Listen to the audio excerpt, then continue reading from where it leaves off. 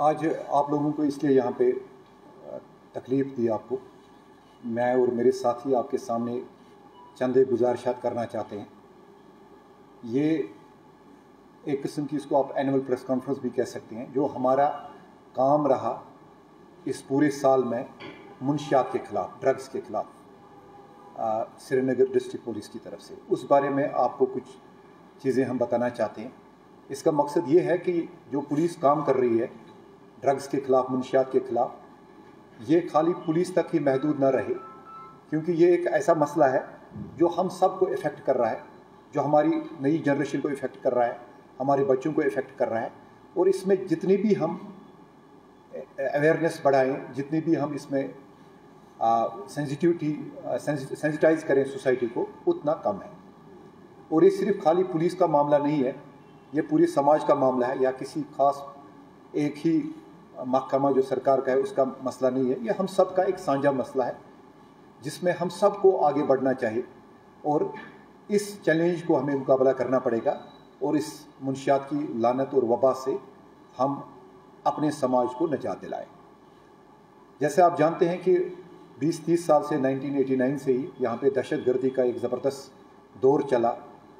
तो बहुत सारे कुर्बानियों और मेहनत अनथक कोशिशों के बाद हम बहुत हद तक टेररिज्म को, दहशतगर्दी को ख़त्म करने में कामयाब हुए हैं, और जिसका सहरा सारे सिक्योरिटी फोर्सेस, यहाँ के आवाम को जाता है, यहाँ की गवर्नमेंट को जाता है। और जो खासकर पिछले 4-5 साल से यहाँ पे ज़बरदस्त काम हुआ है दहशतगर्दी के ख़िलाफ़। लेकिन अब जो चैलेंज हमारे सामने है वो ये जो मुनशियात वाला ड्रग्स का चैलेंज है हमारे सामने, जिसको टैकल करने के लिए हमारे जो मेरे साथी यहाँ पे आप देख रहे हैं, इन्होंने बहुत ज़्यादा मेहनत कर रहे हैं। ये दिन रात हम सारे लगे रहते हैं, और हमने इसको हम मिशन मोड के हिसाब से इसको कर रहे हैं, ना कि that only that it is our duty as police officers, but duty we also think that it is our moral duty as the members of the society. वो समझ के भी हम ये काम कर रहे हैं। तो मैं थोड़ा सा आपको जानकारी दे दूँ। इस साल में मैं 94 केसेस रजिस्टर किए श्रीनगर में NDPSA में। NDPSA एक एक्ट है जो मुनशियात के ख़िलाफ़, जिसको हम यूज़ करते हैं, narcotic drugs and psychotropic substances act. तो हमने 156 लोगों को गिरफ़्तार किया है, और इसके साथ साथ हमने न सिर्फ उनको गिरफ़्तार किया है, हमने चार्जशीट भी बड़े सारे केस इसमें किए हैं। 26 लोग जो हैं हमने पिट NDPSA में बंद किए हैं। पिट NDPSA में आपको समझाता चलूँ, यह है prevention of illicit trafficking in NDPSA। उसका एक एक्ट है। जैसे PSA होता है, किसी को हम डिटेन कर रहे हैं, वैसे ही डिविजनल कमिश्नर कश्मीर या divisional commissioner Jammu competent authority है जो लोगों को डिटेन करने की के अहकाम सादिर फरमाते हैं। ये बिल्कुल PSA की तरह होता है, डिटेनिंग अथॉरिटी ड्यू काम होता है, और फिर हमारे डोजियर पे, पुलिस के डोजियर पे होता है।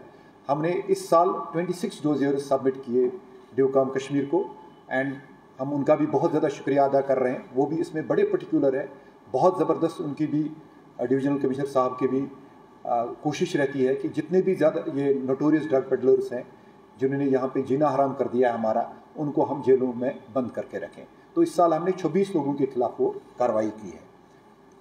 तो जैसे मैं पहले ही आपको बता चुका हूँ कि 94 केसेस हमने इस साल रजिस्टर किए हैं, और उसमें अभी तक हमने 94 में से 64 केसेस जो है चार्जशीट किए हैं अगेंस्ट 156 पीपल। अब जो रिकवरी इस साल हुई है उसमें 1.7 kgs ब्राउन शुगर है, 2.92 kgs जो है हेरोइन है, और इसके अलावा एक आजकल नया एक वबा आई है, क्रिस्टल मैथ। क्रिस्टल मैथ एक सिंथेटिक ड्रग होता है, जैसे वो हेरोइन या ब्राउन शुगर जैसा होता है, वो लेबॉर्ट्री में बनता है। वो एक नई चीज़ हमने देखी है इस साल, जो यहाँ पे उसमें हमने 2 UP के लोग पकड़े हैं, और उसमें हमने उनकी गाड़ी वगैरह भी जब्त की है। वो 2.83 kgs हमने क्रिस्टल मैथ रिकवर किया है। उसके बाद चरस, फुकी और बाकी जैसे एलोपैथिक ड्रग्स होते हैं, वो जो लोग यूज़ करते हैं एज नशा और अद्वियात के तौर पे करते हैं यूज़, वो भी हमने बहुत सारी मकदार में किए हुए हैं रजिस्टर।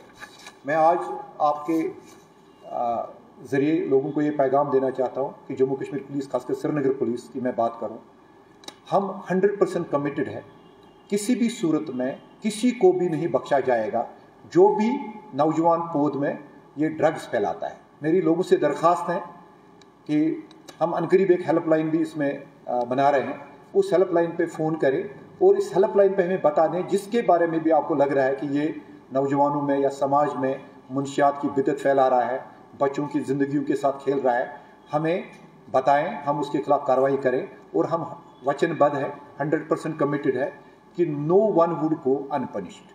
हम हर एक के खिलाफ लगे हुए हैं। बहुत सारों को लग रहा होगा कि शायद हम पुलिस के रडार में नहीं है। पुलिस के रडार में हर एक ऐसा इंसान है जो किसी भी गैर कानूनी सरगर्मी में मुलवस है, खासकर ड्रग्स में मुलवस है। एक पर्टिकुलर वक्त का हम वेट कर रहे हैं जब हम इस बंदे को पकड़े, सबूत समेत पकड़े, रिकवरी समेत पकड़े, ताकि उसको अदालत जो है ज़्यादा से ज़्यादा सज़ा दे। आप लोगों का बहुत बहुत शुक्रिया यहाँ आने का। अगर किसी को भी कोई सवाल हो तो 2-3 सवाल हम यहाँ ले सकते हैं और मैं कोशिश करूँगा कि आपके सवाल का मैं जवाब दे पाऊँ। सारी प्रॉपर्टीज़ भी जब्त की। इस साल हमने 15 प्रॉपर्टीज़ जब्त की, जिसमें 7 गाड़ियाँ हैं और 7 रेजिडेंशियल हाउसेज है। जो रेजिडेंशियल हाउसेज और बाकी है, इसकी तकरीबन 4.5 करोड़ रुपया मालियत है जो हमने प्रॉपर्टीज़ भी जब्त की। कोई भी क्रिमिनल जो ड्रग्स में मुलव्वस हो, ड्रग्स को डिस्ट्रीब्यूट करने में मुलव्वस हो या ये ट्रेड कर रहा हो, इलिसिट नारकोटिक ट्रेड, उसकी हम प्रॉपर्टी भी जब्त करेंगे। और बड़ी सारे केसेस अभी हमारे कॉम्पिटेंट अथॉरिटी के पास पेंडिंग है, वो आएंगे तो आप देखेंगे और ज़्यादा काम इसमें शदोमत से होगा। ये सारी प्रॉपर्टीज़ जब्त होंगी। जिसने भी प्रोसीड्स ऑफ नारकोटिक ट्रेड से कोई भी प्रॉपर्टी बनाई हो उसको हम सीज़ करेंगे। मैं श्रीनगर की बात यहाँ पे करूँगा, बाकी अजला के बारे में काफ़ी सारे लूपहोल्स देखा जाए तो सर कई सारी चीज़ें हैं जो लोग चाहते हैं कि इसका इम्पैक्ट जो है, जिस तरीके से no doubt about it, you are doing a fantastic job, मगर किस तरीके से बिग फिशेस को रोका जा सकता है? मैं आपको ये बताता चलूँ कि हम न सिर्फ कि जिस बंदे से रिकवरी होती है उसको देखते हैं, हम एक उसमें बैकवर्ड भी देखते हैं कि इसने लाया कहाँ से है। इनफैक्ट आजकल हमारा मेन फोकस उसी पे है कि जो बैकवर्ड चैनल हम देखेंगे, जिस सोर्स क्या है, कहाँ से आया। आपको पता ही होगा हेरोइन और ब्राउन शुगर का जो मेन सोर्स है वो पाकिस्तान से आता है, जाहिर सी बात है। उस पर भी बड़ी हद तक कदगन हुई है, बहुत फ़र्क पड़ा है। बहुत साल पहले बहुत ज़्यादा हो रहा था, उसमें कमी आई है। लेकिन जहाँ कहीं भी हमें छोटा मोटा भी मिले, एक कम मकदार भी में मिले, हमारी कोशिश यही रहती है कि हम देखें ये कहाँ से आया है, रुपये के मालियत है का है वो। उसमें भी हम देख रहे हैं। इनफैक्ट हमारे पास बड़े सारे ऐसे कुछ शिकायत आई हैं जिसके लिए हमें एक प्लान ऑफ एक्शन बनाना पड़ेगा। उसमें भी देखेंगे कि लीगल तरीके से हम क्या कर सकते हैं, because we function under the mandate of law. जितना हमें लॉ प्रोवाइड करेगा उसमें एक्शन होगी। साथ में मैं आपको ये बताऊं कि बहुत सारे वालिदैन हमारे पास आते हैं जिनके बच्चे एडिक्ट होते हैं, वो कहते हैं हमें कि आप जी इनको बंद ही रखें। इनसे मेरी यही दरख्वास्त है, वो कोशिश करें कि जो हमारे पास ड्रग रिहैबिलिटेशन सेंटर हैं, चाहे पुलिस का यहाँ पे ईदगाह में जो पुलिस का ड्रग डिएडिक्शन सेंटर है, या बाकी प्राइवेट सेक्टर में भी है, या गवर्नमेंट के भी हैं, हॉस्पिटल्स में भी हैं, गवर्नमेंट हॉस्पिटल्स में, वो वहाँ पे ले जाए अपने बच्चों को और कोशिश करें कि उनको छुटकारा मिल जाए इस